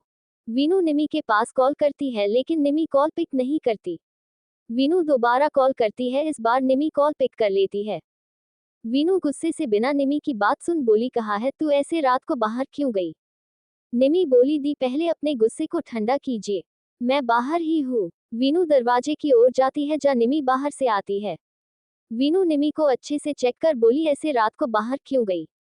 निमी अंदर आ सभी से माफी मांगते हुए बोली, मुझे माफ कर दीजिए, एक इम्पोर्टेंट क्लाइंट से मिलने जाना था लेकिन मीटिंग नहीं हो पाए, इसलिए मुझे ही उनसे मिलने मीटिंग के लिए ऑस्ट्रेलिया जाना होगा। मेरी कल शाम की फ्लाइट है। इतना बोल निमी एक नज़र विवान को देख अपने रूम में चली जाती है। वीनू को निमी का व्यवहार कुछ ठीक नहीं लगता। वो हैरानी से उसे जाते हुए देख रही थी। विवान अपना ब्रेकफास्ट कर अपने रूम में चला जाता है। निमी वॉशरूम से व्हाइट कलर का बिजनेस सूट पहनकर बाहर आती है। वो विवान को देख नजरअंदाज करती है। विवान निमी से पूछता है, तुम रात को कुछ कह रही बर्थडे वाली रात के बारे में? निमी अपने दिल पर पत्थर रख बोली, हमारे डाइवोर्स से ज्यादा जरूरी नहीं है, आज ही डाइवोर्स ले लेते हैं। मुझे ऑस्ट्रेलिया जाना है, जाने से पहले मैं सब फॉर्मेलिटी कंप्लीट करना चाहती हूँ। विवान एक गहरी सांस ले बोला, तुम ठीक तो हो ना? विवान जानता था कि निमी उसके लिए फीलिंग्स रखती है, वो हट भी है, लेकिन वो तो उस रात जो हुआ उसकी रिस्पॉन्सिबिलिटी लेने के लिए माया से शादी करना चाहता था। उसे कहा पता कि उससे तो इसकी शादी हो चुकी है। निमी एक गहरी सांस ले अपना सर हाँ में हिलाकर बोली, मैं ठीक हूँ, मैं अपने वादे से पीछे नहीं हटने वाली, इसे निभा कर ही जाऊंगी। लेकिन फैमिली को डाइवोर्स के बारे में कैसे बताना है ये सोचिए। इतना बोल निमी अपना लैपटॉप बैग ले रूम से चली जाती है। निमी जैसे नीचे आती है, इसे देख वामिका बोली, आजा ब्रेकफास्ट करके ऑफिस जाना। वामिका निमी को खाना सर्व करते हुए बोली, निमी बेटा जान जरूरी है क्या? अभी तो तुम्हारी शादी हुई है, तुम्हें विवान के साथ समय बिताना चाहिए। निमी अपने मन में बोली, सॉरी मॉम, लेकिन ये शादी तो टूट भी गई। निमी कुछ नहीं बोली तो वामिका निमी के बालों में प्यार से हाथ फेर बोली, की बात है? निमी ना में सर हिला देती हैं। तभी ऊपर से विवान सीढ़ियों से उतरते हुए निमी से बोला, चले। निमी अपनी जगह से उठ बोली, मॉम मेरा हो गया, बाय, शाम को मिलते हैं। इतना बोल विवान के साथ बाहर की ओर चली जाती है। वीनू गार्डन निमी का वेट कर रही थी। वो निमी से बोली, निमी चले। निमी वीनू को मना करते हुए बोली, दी मुझे विवान जी के साथ कुछ काम है, वो कंप्लीट होते ही मैं कंपनी आ जाऊंगी। वीनू छोटी नजरें कर बोली, ऐसा कौन सा काम है जो मुझे नहीं बता रही? निमी बस विनी को इसलिए नहीं बता रही थी कि वो डाइवोर्स ले रही है क्योंकि वो डाइवोर्स प्रोसेस कंप्लीट होने के बाद बताना चाहती थी। वो नहीं चाहती थी कि वीनू उन दोनों को ये फैसला लेने से रोके। निमी विवान के साथ चली जाती है। वीनू अपनी कार की ओर जा रही थी कि विवान बोला आओ तुम्हें मैं छोड़ दूं। वीनू विवान के साथ चली जाती है। निमी कार के बाहर देख रही थी। विवान निमी को बीच बीच में देख रहा था। कुछ देर बाद विवान अपनी कार फैमिली कोर्ट के बाहर रोकता है। विवान निमी की ओर पलटकर बोला निमी तुम ठीक हो ना? हम कुछ दिन बाद भी डाइवोर्स ले सकते हैं। निमी बाहर देखते हुए बोली क्या कुछ दिन बाद मेरी तकलीफ कम हो जाएगी? आप डाइवोर्स देने का डिसीजन चेंज कर लेंगे? इतना बोल वो कार से उतर जाती है। विवान भी कार से डॉक्यूमेंट्स लेकर उतर जाता है। करीब 2 घंटे बाद दोनों ही बाहर अपना डाइवोर्स कंफर्म कर आ जाते हैं। बाहर आ निमी विवान से कहती है मैं खुद से चली जाऊंगी। इतना बोल वो अपने गले से अपना मंगलसूत्र उतार विवान के हाथ में देकर बोली अब इसका कोई काम नहीं है। ये शादी के वक्त आपने पहनाया, अब रिश्ता टूट गया तो इसका क्या काम? इतना बोल निमी दूसरी साइड खड़ी एक ब्लैक कार में बैठ चली जाती है। विवान बस निमी को जाते देख रहा था। उसे खालीपन महसूस हो रहा था लेकिन क्यों ये समझ नहीं पा रहा था। ऋषि कार ड्राइव करते हुए निमी से बोला दी आप सबसे क्या कहेंगी? पता नहीं लेकिन मुझे ओबरॉय मैंशन ले चलो। निमी इतना बोल अपनी आंखें बंद कर लेती है। कुछ देर बाद ऋषि निमी को ओबरॉय मैंशन के बाहर छोड़कर चला जाता है। निमी एक गहरी सांस ले अपने चेहरे का दर्द छिपा बड़ी सी मुस्कान लिए अंदर चली जाती है। निर्मम सवेंत से रात के डिनर को डिस्कस कर रही थी। तभी पीछे से निमी आ उसके गले लग बोली मॉम अभी तो लंच टाइम हुआ है आप डिनर का स्ट्रेस लेकर बैठे हो। निर्मम पीछे पलट निमी के फॉरहेड पर चूम कर बोली कैसा है मेरा बच्चा? पीछे देख वीनू नहीं आई। निमी बोली नहीं मॉम बस मैं आई हूँ। मैं कल ऑस्ट्रेलिया जा रही हूँ सोचा आज आपके और डैड के पास रुक जाओ। निर्मम हैरानी से बोली ऑस्ट्रेलिया लेकिन क्यों वो भी ऐसे अचानक? जो भी काम है वो साहिल जी कर लेंगे। उन्हें भेज दो अभी तो तुम्हारी शादी हुई है। ऐसे अच्छा नहीं लगता। निमी निर्मम के गाल खींचते हुए बोली मॉम जरूरी है तभी तो मैं जा रही हूँ। आगे जानने के लिए बने रहिए। लाइक शेयर कमेंट सब्सक्राइब करते रहिए। चैप्टर 17 अब आगे। निमी बोली मॉम बहुत जरूरी है जाना जल्द ही वापस आऊंगी। इतना बोल डाइनिंग टेबल पर बैठ बोली आज मैं आपके साथ लॉन्च करने आई हूँ। अपने हाथों से नहीं खिलाओगे? निर्मम आ गया बोली तू बैठ मैं कुछ बना कर लाती हूँ। इतना बोल किचन की ओर चली जाती है। निर्मम थोड़ी देर में वेज बिरयानी, गोभी का पराठा और स्वीट में गाजर का हलवा बना कर लाती है। निर्मम अपने हाथों से खाना परोस कर निम्मी को खिलाता है और दूसरा हाथ प्यार से उसके बालों में फेर रही थी। कुछ देर बाद निर्मम के रूम में निम्मी उनकी गोद में सर रख कर लेती हुई थी और निर्मम उसके बालों को सहला रही थी। कुछ देर की चुप्पी के बाद निर्मम बोली निम्मी बच्चा कोई बात है तो बताओ मुझे ऐसा क्यों लग रहा है कुछ है जो तुम मुझसे छुपा रही हो तुम्हारे चेहरे पर मुस्कान तो है पर यह झूठी है। निम्मी एक झटके से बेड पर बैठकर निर्मम को गले लगाकर अपनी इमोशन को कोशिश कंट्रोल कर बोली मॉम की बात नहीं है। ना जाने मैं कितने दिनों के लिए जा रही हूँ पता नहीं क्यों फिर मुझे बहुत बुरा लग रहा है। आई एम सॉरी मुझे ऐसे अचानक जाना पड़ रहा है। मैं आप सभी से दूर जा रही हूँ बस इतनी दूर जा रही हूँ मुझे कुछ अच्छा नहीं लग रहा है। आप मुझसे प्रॉमिस कीजिए जब तक मैं वापस ना आ जाऊं। आप और पापा एक दूसरे का बहुत अच्छे से ख्याल रखेंगे। अगर दी अपनी गुस्से में कोई गलत फैसला लेती है तो आप उन्हें लेने नहीं देंगे।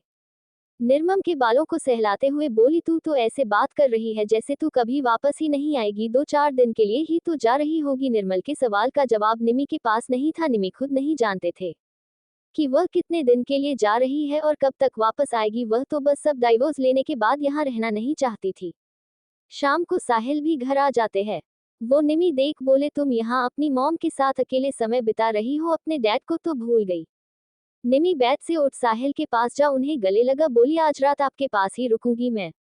साहिल बोले की बात किसी ने कुछ कहा है या तुम्हारा विवान का झगड़ा हुआ है?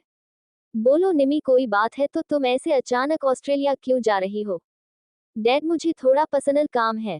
लेकिन बेटा साहिल आगे बोले निर्मम उनकी ओर नामे इशारा कर आगे इस बारे में कोई भी बात करने से मना कर देती है। नेक्स्ट डे विवान का रूम निमी अपना बैग पैक कर रही थी। विवान विंडो के पास अपने हाथ बांधे खड़ा था। निमी अपना बैग ले रूम से बाहर चली जाती है। निमी ने इस समय व्हाइट शर्ट और ब्लैक पेंट पहनी हुई थी। हाथ में ओवरकोट लिए निमी नीचे हॉल में आकर सभी से मिल रही थी। निमी वामिका वेद के पैर छूती है फिर राजीव रीमा विधि के अमाया वेदा से मिल वीनू निवान से मिलती हैं। वीनू धीरे से निमी के कान में बोली, सच सच बता, असली वजह क्या कही तू? विवान डाइवोर्स तो। वीनू ने इतना ही कहा था कि निमी अपनी नजरें चुरा लेती है। निमी पीछे हो अपने इमोशन को कंट्रोल कर बोली, सॉरी दी, मुझे प्रॉमिस कीजिए मेरे कारण आप अपने और जीजू के रिश्ते को खराब नहीं करेगी। इतना बोल निमी वीनू का हाथ अपने सर पर रख लेती है। निवान निमी को हैरानी से बोला, तुम्हारे कहने का मतलब क्या है? निमी थोड़ा पीछे, मैंने और विवान ने डाइवोर्स ले लिया है। घर में सभी हैरान थे। वामिका निमी के पास आ बोली, निमी बेटा ऐसा मजाक नहीं करते। निमी बोली, मॉम ये कि मजाक नहीं है, भला डाइवोर्स को लेकर मैं मजाक क्यों करूंगी? इतना कह निमी अपना बैग ले बाहर की ओर जाने लगती हैं। वीनू निमी को रोकते हुए बोली, तुमने सच में डाइवोर्स ले लिया? तब तक ऋषि भी आ चुका था। ऋषि आगे बढ़ निमी का बैग ले लेता है। राजीव बोला, ये लड़का कौन है? ऋषि हाथ जोड़कर बोला, आई एम ऋषि राजवंश। विनय ये नाम सुन हैरानी से ऋषि को देख अपने मन में बोला, ये क्या उस हर्ष राजवंश का बेटा है? विनय बोले, तुम निमी को कैसे जानते हो? ऋषि एक फीकी हंसते हुई बोला, आखिर ओबरॉय सिस्टर्स को कौन नहीं जानता? हम दोनों ही ऑस्ट्रेलिया किसी जरूरी काम से जा रहे हैं। ऋषि निमी को देख बोला, मिस निमिषिका ओबरॉय चले, हमें लेट हो रहा है। अपनी घड़ी की ओर देखते हुए निमी अपना हाथ वीनू के हाथ से छुड़वा कर जाने लगती है तो वीनू निमी के पीछे जाने लगती है। ये देख निमी अपनी कसम देते हुए बोली, दी आपको मेरी कसम, आप इस चौखट को पार नहीं करेगी। इतना कह निमी ऋषि के साथ बाहर चली जाती है। वीनू वही चौखट पर घुटनों के बल बैठ जाती है। निवान आ गया, वीनू को संभालता है। वीनू गुस्से से उठ अपने आंसू पहुंच कर खड़ी हो विवान के पास जाने के लिए मुड़ते हैं। विवान सीढ़ियों से नीचे आ रहा था। वीनू गहरी सांस लेते हुए विवान के पास जा अपनी पूरी ताकत के साथ उसके चेहरे पर थप्पड़ जड़ देती है। विवान को चेहरा एक ओर झुक जाता है। विवान एक गहरी सांस ले वीनू की ओर देखता है। वीनू विवान की कॉलर को पकड़ दांत पीसते हुए बोली, ऐसे लेते हैं रिस्पॉन्सिबिलिटी? हो बोलो विवान, डाइवोर्स ही लेना था तो शादी ही क्यों की थी? मना कर देते शादी से। इससे अच्छा तो उसे उसी रात छोड़ देते या मंडप पर छोड़ देते। विवान को वीनू की बात कुछ समझ नहीं आ रही थी। निवान आ गया, वीनू को विवान से दूर कर वीनू को अपने सीने से लगा शांत कर विवान से बोला, तुझसे ये उम्मीद नहीं थी यार। वीनू विवान को अपनी लाल आंखों से घूर रही थी। निवान वीनू को अपने साथ रूम में लेकर चले जाते हैं। वामिका विवान से बोली, ये सब क्या है विवान? ऐसा कौन करता है? इससे अच्छा तो शादी के लिए मना कर देते। विवान बिना कुछ कहे घर से बाहर निकल जाता है। वामिका वेद से गुस्से से बोली, ये सब आपकी दी झूठ का नतीजा है। अब क्या जवाब देंगे हम साहिल जी और निर्मम को? बोलिए, क्या किया हमारे इस समझदार बेटे ने? वेद वामिका के पास आ उसका सर अपने सीने पर रख बोले, तुम सही कह रही हो। इतनी छूट नहीं देनी चाहिए थी मुझे इन्हें। मेरी ही परवरिश में खोट है। एक एक कर सभी अपने रूम में चले जाते हैं। दूसरी ओर निमी ऋषि थर्ड आई के सीक्रेट प्लेस पर आ जाते हैं। ऋषि निमी को उस प्राइवेट नंबर की डिटेल देते हुए बोला, तुम्हें पता है ये नंबर किसका है? उस विनय कपूर का। निमी अपनी आंखों में जुनून लिए बोली, चलो पेश किया जाए। निमी के पीछे खड़ी मिश्री बोली, जी बॉस। इतना बोल मिश्री अपने पीछे खड़े गार्ड्स की ओर कुछ इशारा करती है, वो लोग फिर वहां से चले जाते हैं। चैप्टर 18। ऋषि निमी को बताता है कि वो प्राइवेट नंबर विनय का है। निमी विनय को किडनैप करने के ऑर्डर देती है। अब आगे माया होटल की बालकनी में खड़ी किसी से फोन पर बात करते हुए बोली, आगे क्या करना है बॉस? उधर से आवाज आई, बस जो कहता हूँ वही करते जाना, लेकिन याद रखना विवान को पता नहीं चलना चाहिए वो लड़की तुम नहीं थी। ठीक है बोल माया कॉल कट कर देती हैं। उधर दूसरी ओर विनय अपनी कार से ऑफिस जा रहे थे कि जैसे ही सिग्नल से टर्न कर आगे की ओर जाते हैं उनकी कार के पीछे ब्लैक कलर की 2 से 3 गाड़ियां उनकी कार को घेर लेती है। सुनसान रास्ते पर विनय की कार को घेर कर खड़े थे। विनय हैरानी से गुस्से में हॉर्न बजाते हुए मिरर नीचे कर चिल्लाते हुए बोला, अबे अंधा है क्या, दिखाई नहीं देता तुझे? उसने इतना ही कहा था कि कोई पीछे से ऐसे रुमाल में क्लोरोफॉर्म सूंघाकर बेहोश कर देता है। कुछ देर बाद उसकी आंख खुलती है तो खुद को एक अंधेरे कमरे में बंद पाता है। उसके हाथ पैर बैठे थे। बाहर जाली से बस हल्की हल्की छनकर रोशनी अंदर आ रही थी। वो आसपास नजर घुमाकर देखता है। बस रूम में हल्की ग्रीन लाइट थी, वो भी थर्ड आई के लोगों में थी, जिसकी रोशनी ना के बराबर थी। विनय अपनी घबराहट छिपते हुए बोला, कौन हो तुम लोग, क्यों मुझे किडनैप किया है? तभी एक स्क्रीन पर उस आदमी की तस्वीर दिखाई देने लगती है जिसकी पॉकेट से वीनू की पुरानी फोटो मिली थी। विनय बोला, ये सब क्या है, कौन कौन तुम लोग, छोड़ो मुझे, खोलो जाने दो। मेरी थर्ड आई से कोई दुश्मनी नहीं है। तभी एक आई से जनरेटेड वॉयस वहां गूंजती है, तुम्हारी भले ही थर्ड आई से दुश्मनी ना हो, थर्ड आई की दुश्मनी तो तुमसे हो गई है। विनय बोला, मैं कुछ समझा नहीं, क्या कहना चाहते हो तुम? और ये आवाज बदल कर क्यों बात कर रहे हो? जोर से हंसने की आवाज गूंज उठती है। तुझे क्या लगा थर्ड आई तुझे अपना चेहरा और अपनी असली आवाज और पहचान दिखाने यहाँ लाया है? सच सच बता, स्क्रीन पर देख रहे आदमी को कैसे जानता है? तेरा सही जवाब तेरी सांसें बढ़ा सकता है। विनय अपने मन में बोला, इन लोगों को कैसे पता चला कि मैं इस आदमी को जानता हूँ? नहीं, नहीं, लेकिन मैं इन्हें सच नहीं बता सकता। विनय बोला, नहीं, ये क्या बकवास है? मैं इस आदमी को नहीं जानता। मैं तो कुछ दिन पहले ही इंडिया आया हूँ। थर्ड आई बोली, क्या बात है, बात तो तुमने उससे ऑस्ट्रेलिया में बैठकर की थी और अब बातें इंडिया आने की कर रहे हो। विनय अपनी घबराहट छिपते हुए बोला, नहीं, मैंने उसे का कोई बात नहीं की। लड़खड़ी जवान में एक कॉल रिकॉर्डिंग ऑन होती है, जिसमें विनय उस आदमी से कह रहा था, पता लगाओ, अगर वो लड़कियां जिंदा है तो ढूंढ कर मार दो इन्हें। काम जल्द से जल्द होना चाहिए। उन्हें पता ना चले कि ये लड़कियां जिंदा है। किसी को खबर नहीं होनी चाहिए। विनय के तो अब पसीने छूट चुके थे। अब इस रिकॉर्डिंग के सुनने के बाद तो उसके पास कोई और चारा भी नहीं था झूठ बोलकर बचने का। थर्ड आई बोली, थर्ड आई से झूठ बोलने की हिम्मत भी मत करना। अब सच सच बताओ, किन लड़कियों की बात हो रही है? निमी दूसरे रूम में बैठी अपनी वॉइस एआई टूल की मदद से बदलकर बात कर रही थी। वो अपने सामने कैमरे में विनय ही हर एक्सप्रेशन को गौर से देख रही थी। पीछे खड़ा ऋषि बोला, दी आपको क्या लगता है किसके लिए काम करता होगा? ये कौन होगा वह जिसने बड़े पापा और माँ को मार दिया और आप दोनों को यूं जिंदगी भर का दर्द दे दिया? निमी अपनी उंगलियां टेबल पर टैप कर रही थी। उसके दिमाग में बहुत कुछ चल रहा था, पर सच क्या था वह तो उसे भी नहीं पता था। ऋषि निमी से बोला, दी मुझे मॉम डैड से मिले राजस्थान जाना होगा, काफी समय हो गया है। उनके काफी कॉल आ गए। आई प्रॉमिस 2 ही दिन में वापस आ जाऊंगा। निमी अपना सर हाँ में दिला ऋषि को जाने की परमिशन देती है। दूसरी ओर मिश्री खाना बना रही थी, तभी डोर खोलकर माधव अंदर आ लिविंग एरिया में सोफे पर बैठकर अपनी पीछे कमर लगा ऊपर सीलिंग को एकटक देख रहा था। उसके चेहरे पर थकान साफ नजर आ रही थी। मिश्री माधव को देख उसके लिए एक गिलास पानी ला उस पीने के लिए उसके सामने पानी कर देती है। माधव उस गिलास को ले 2 घूंट पी, गिलास टेबल पर रख। मिश्री की ओर पलट कर बोला, साइन लैंग्वेज में बोला, मुझे माफ कर देना, शायद मैं आगे से तुम दोनों को बहुत कम समय दे पाऊंगा क्योंकि मैं थर्ड आई के अगेंस्ट काम कर रहा हूँ। मुझे उसके खिलाफ सबूत ढूंढने हैं और उस आदमी की मौत का कारण भी पता लगाना है। शायद मुझे अगले कुछ दिन तक बिल्कुल भी समय ना मिले तुम दोनों के साथ स्पेंड करने को। मिश्री एक प्यारी सी स्माइल लिए साइन लैंग्वेज पर बोली, आप फिक्र मत करो, आरव का ख्याल रखने के लिए हूँ मैं। आप बस अपनी जॉब पर ध्यान दीजिए। आई नो आपके लिए देश और आपका फर्ज सबसे ऊपर है।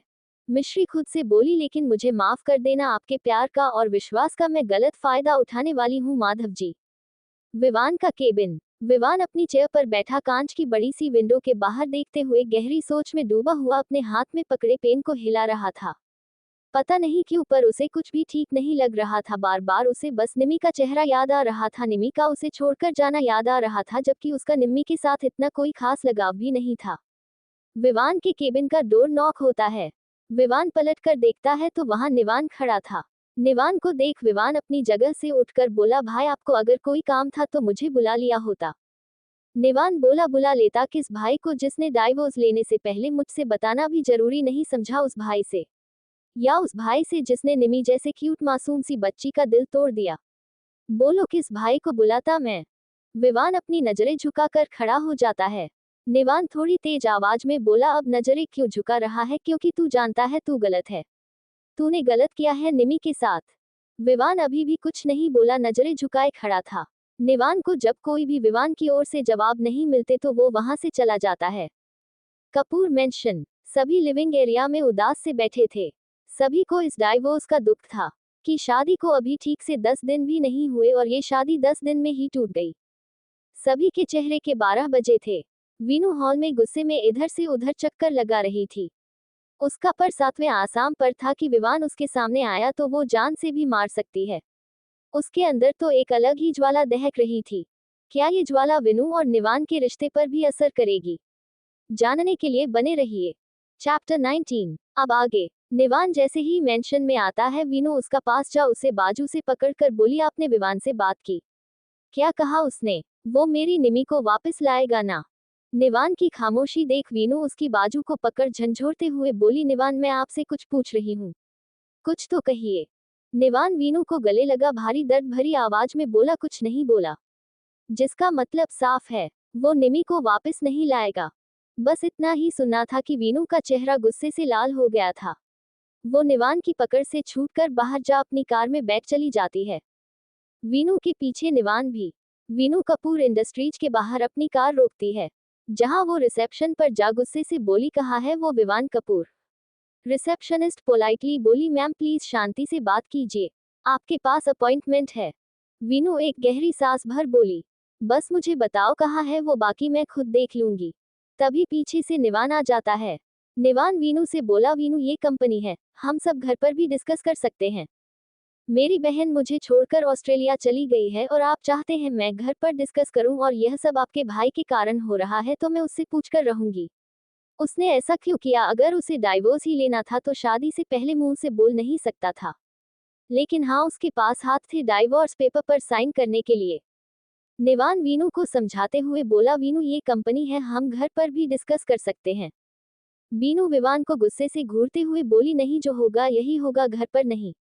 रियली आपको लगता है आपका भाई घर पर आएगा? हरकतें ऐसी है उसकी घर आने लायक।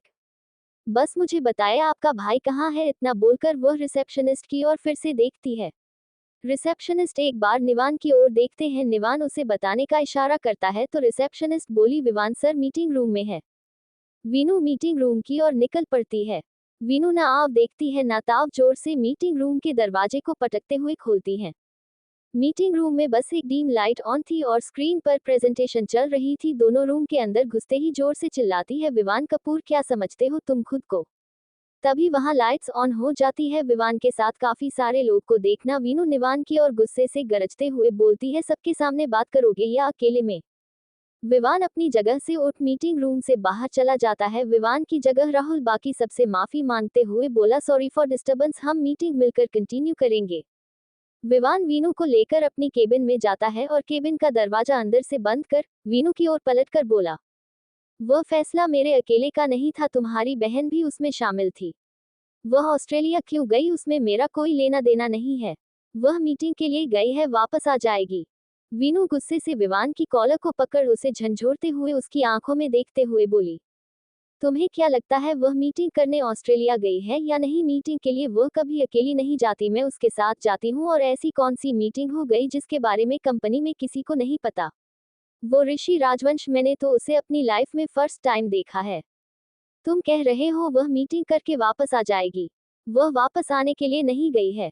अगर मेरी बहन 10 दिन में वापस नहीं आई तो विवान कपूर, तुम जानते हो ओबरॉयस कपूर इंडस्ट्री में कितनी इन्वेस्टमेंट करते हैं, उन सब से हाथ पीछे ले लूंगी। और याद रखना, भले इसमें ओबरॉयस का नुकसान हो, मुझे सड़क पर आना पड़ जाए, लेकिन कपूरस को तो मैं शांति से जीने नहीं दूंगी। इतना बोल विवान की कॉलर छोड़ आगे बोली, याद रखना मैं निम्मी नहीं हूँ, विनुषी ओबरॉय हूँ, जो अपने गुस्से के आगे किसी की नहीं सुनती। इस वक्त मुझे तुम पर इतना गुस्सा है ना कि अगर मैं तुम्हें जान से भी मार दूं तो भी मुझे कोई गम नहीं होगा। इतना बोलकर उसके केबिन से चली जाती है। बीनू के जाते ही विवान अपनी मुठिया कस लेता है। कहीं ना कहीं गुस्सा तो उसे भी आ रहा था, पर उसे नहीं पता था कि निमी सिर्फ उसके डाइवर्स के कारण छोड़कर सबसे दूर गई थी।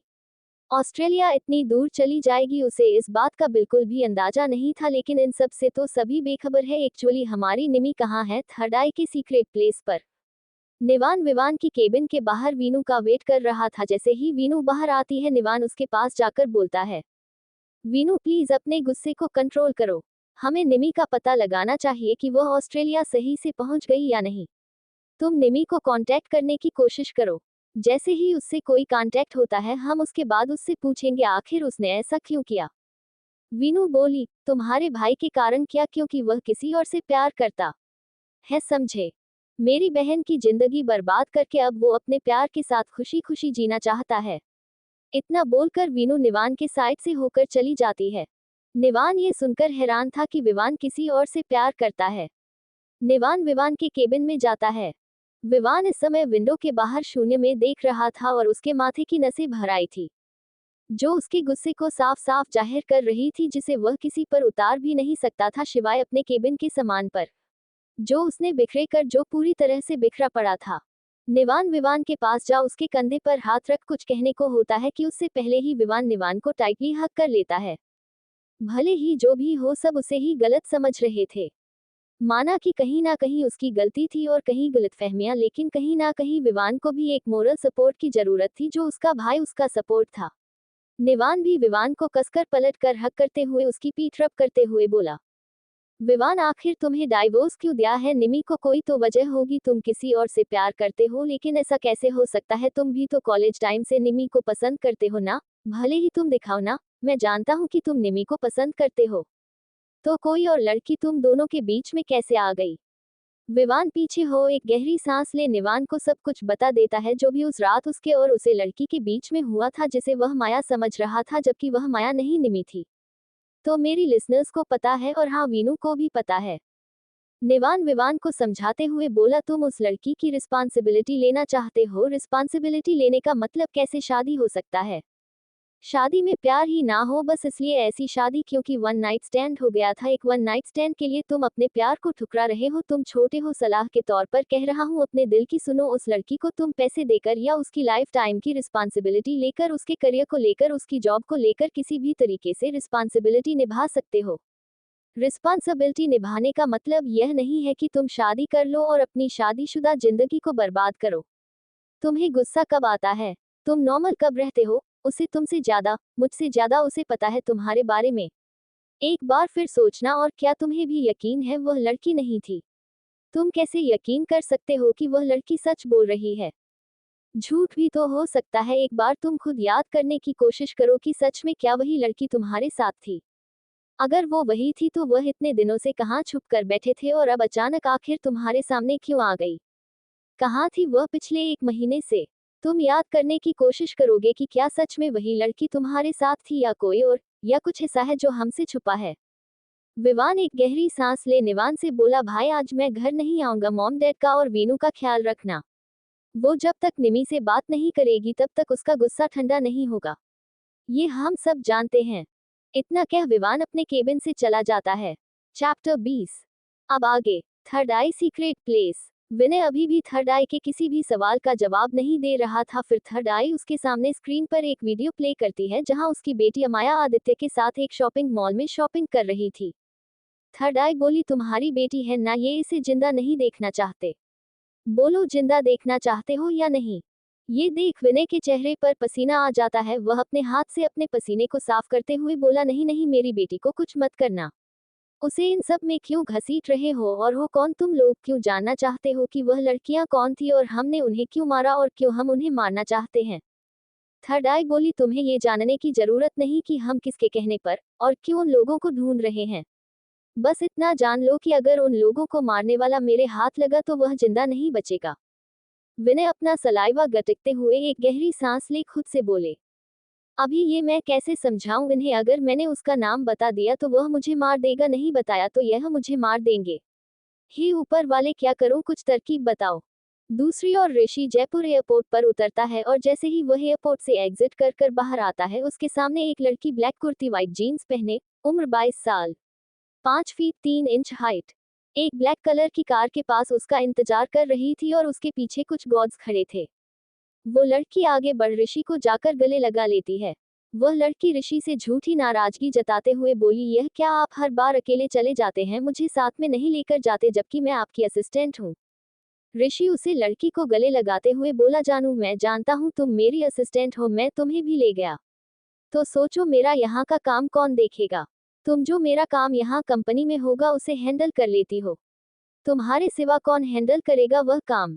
इसलिए तो मैं तुम्हें कंपनी के लिए छोड़कर जाता हूँ। वैसे मेरा जाना जरूरी था इसलिए मैं गया था, अब मुझे 2 दिन के बाद फिर से जाना है। जानू अपनी कमर पर हाथ रख बोली, अच्छा तो 2 दिन बाद आपको फिर से जाना है? क्यों जाना है? ऐसा तो नहीं मेरे अलावा आपने वहाँ कोई गर्लफ्रेंड छुपा रखी है जिसे आप मिलने जाते हैं यहाँ मुझसे झूठ बोलकर? ऋषि अपने माथे पर हाथ मार कर बोला, यह ऐसे शक भरे आइडिया तुम्हारे दिमाग में कौन डालता है? इतना कहकर ऋषि जानू के माथे पर अपनी 2 फिंगर से टैप करता है। जानू मुंह बनाते हुए बोली, हाँ जब मेरा मंगेतर मुझे छोड़कर बार बार जाकर उस मुंबई शहर में बसेगा तो मेरी तो सौतन बनेगी ना। अगर आपकी लाइफ में कोई नहीं है तो क्या करना जाते हैं वहां मुंबई? हर दूसरे दिन मुंबई पहुंच जाते हैं। ऐसा क्या है उस मुंबई वाले प्रोजेक्ट में जो आप मुझे भी साथ नहीं लेकर जाते? ऋषि अब उसे क्या ही जवाब देता कि वह मुंबई थर्ड आई की गैंग में जाकर हैकिंग का काम करता है। इसलिए जाता है क्योंकि वह थर्ड के साथ मिलकर जानना चाहता है कि उसके बड़े पापा बड़ी मम्मी को किसने जान से मारा। और यह बात तो वह किसी से भी शेयर नहीं करना चाहता क्योंकि इसमें बहुत जोखिम है। ऋषि अपनी सोच से बाहर आ जानू को लेकर कार की ओर बढ़ जाता है। दोनों कार में बैठ जाते हैं और कुछ देर बाद वह कार बड़े से हवेली के बाहर आकर रुकती है। दोनों ही जैसे हवेली के अंदर जाने वाले होते हैं तभी अंदर से आवाज आती है, रुको रुको। सामने ऋषि की माँ खड़ी थी। शिवांगी राजवंश, उम्र 50 साल, दिखने में बलासी खूबसूरत, असल उम्र से उम्र कम लग रही थी। शिवांगी अपने हाथ में आरती की थाली ले आगे बढ़ उन दोनों की आरती उतारते हैं और उसके बाद आरती की थाली एक सर्वेंट को देकर ऋषि के कान खींचते हुए कहती है, अब मिला है तुझे समय, मिल गई फुर्सत अपने माँ पापा से मिलने आने की। कम से कम इस बेचारी पर तो तरस खाया करो। ये तुम्हारी मंगेतर है, इससे तुम्हारी शादी होने वाली है तो इसलिए तुम्हें इसे टाइम देना चाहिए। पता नहीं वह मुंबई में जाकर किसको टाइम दे कर आते हो। ऋषि अपना कान छुड़वाते हुए बोला, आह मॉम, ऐसे कौन करता है बेटा, इतने दिनों बाद घर आया है, आपको उससे प्यार जताना चाहिए। आपको यहाँ मेरे कान खींच रही है। शिवांगी अपनी कमर पर हाथ रख बोली, काम ही मेरे बेटे के कान खींचने वाले हैं, तारीफ करने वाले तो है ही नहीं। ऋषि अपना कान छुड़वाकर सामने सोफे पर बैठे अपने पिता हर्ष राजवंश के पास जाकर उन्हें साइड से हक करते हुए बोला, डैड अपनी बीवी को समझाए, जरा कंट्रोल में रखा कीजिए, उन्हें अपने इकलौते बेटे को ऐसे टॉर्चर कर रही है। ऋषि जी जो अखबार पढ़ रहे थे वह अखबार को फोल्ड कर सामने टेबल पर रखते हुए बोले, भला होम मिनिस्टर के सामने किसी की चलती है, तुम भी आदत डाल लो अपने होम मिनिस्टर की सुनने की, वरना क्या पता तुम्हें खाना नसीब हो या ना हो। इतना कहकर वह जानू की ओर देखते हैं। जानू और शिवांगी दोनों ही उनकी बात सुनकर हंसने लग जाती है। कुछ देर बाद चारों एक साथ डिनर कर रहे थे। कपूर मेंशन सभी उदासी लिए और खामोशी से बैठे अपना अपना डिनर कर रहे थे। वामिका और वीनू के गले से तो खाना उतर ही नहीं रहा था, लेकिन फिर भी जबरदस्ती खा रहे थे। निवान वीनू को अपने हाथ से खाना खिलाते हुए समझते हुए बोलता है, वीनू प्लीज थोड़ा सा खा लो, कल सुबह हम निमी से बात करेंगे। ठीक है। वीनू एक गहरी सांस भर अपना सर हाँ में हिलती है। फिलहाल अब उसका गुस्सा थोड़ा बहुत शांत हो चुका था। निमी के जाने के चक्कर में किसी ने ध्यान ही नहीं दिया कि विनय सुबह से गायब है।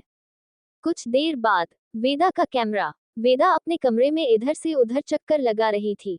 उसे वह कुछ समय पहले हुई अपने पिता की बात सोच रही थी। उधम के घर आने के बाद वेदा बेड के बल बेड पर लौटी हुई पिल्लों में अपना सर रखकर रो रही थी। तभी विनय और विधि उनके पास आते हैं और उसे शांत करवाते हैं। विनय वेदा को अपने गले लगाते हुए बोले, बच्चा ऐसे रोते नहीं है, मुझे तो लगता है तुम्हारी ही गलती थी, तुम्हें वासु से जाकर माफी मांगनी चाहिए और उसके साथ दोस्ती करनी चाहिए। विधि और वेदा दोनों ही हैरानी से विनय को देख रहे थे। विनय आगे बोले, हाँ मैं सही कह रहा हूँ, कहीं ना कहीं तुम्हारी भी गलती थी। जब वासु ने बोला था कि वीनू को छोड़ दो तो तुमने छोड़ा क्यों नहीं, तुम वीनू से पीछे क्यों नहीं हटी? कहीं ना कहीं तुम्हारी भी गलती है और मैं चाहता हूँ कि तुमने भी वासु को थप्पड़ मारा है तो तुम्हें भी माफी मांगनी चाहिए, उससे जाकर पर्सनली। वेदा अपना सर हाँ में हिलाकर वॉशरूम की ओर चली जाती है। वेदा के वॉशरूम में जाते ही विधि विनय को बाजू से पकड़कर बोली, क्या कह रहे हो? तुमने देखा नहीं उस वासु का बाप कैसे दर्जन भर गुंडे लेकर यहाँ आया था? इस पर विनय बोले, तुमने बस ये देखा कि वो दर्जन भर गुंडे लेकर आया था, तुमने यह नहीं देखा कि उसका दबदबा कितना था। अगर हमारी बेटी और उस वासु की शादी हो गई तो सोचा हमारी वेदा जिंदगी भर राज करेगी। वासु उनका इकलौता बेटा है। तुमने सुना नहीं वीनू ने क्या कहा था, उसका नाम चलता है वहां पर राजगढ़ में उधम राजवंश। वो वासु अपनी बॉस वीनू का हर ऑर्डर फॉलो करता है, तो सोचो जरा अपनी बीवी की कितनी केयर करेगा। बस तुम थप्पड़ और दर्जन भर गुंडों के बारे में मत सोचो, जो मैं सोच रहा हूँ इतनी दूर की सोचो। फ्लैशबैक एंड वेदा बस अपने रूम में इधर उधर चक्कर लगा रही थी और इसी बात को सोच रही थी।